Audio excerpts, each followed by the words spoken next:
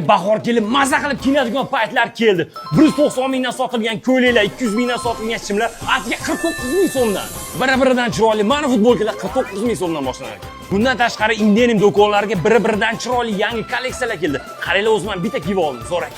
Yangi kelgan kolleksiyalar Turkiya va Xitoy davlatlarida ishlab chiqarilgan bo'lib, sifatlari yaxshi ekan. Indianing do'konlariga kelib boshdan oyoq xohlagan kiyimlaringni topishlaring mumkin. Bu yerda bahorga oyoq kiyimlar ham yetib kelgan. Oyoq kiyimlar, tuflilar 59 ming so'mdan, tapchikalar 99 ming so'mdan boshlangan. Qaranglar, turli tumanlaridan bor. Indianimda opa-singillarimiz uchun ham yangi kolleksiyalar kelgan. Bu yerda xohlagan kiyimlaringni topishlaring mumkin. Bundan tashqari oyoq kiyim, bosh kiyim, sumkalarning ham turli tumanlari ketdi. Dilfuza Indiani bolalarni ham unutmagan holda minglab turdagi kolleksiyalarni olib keldi. Qarang.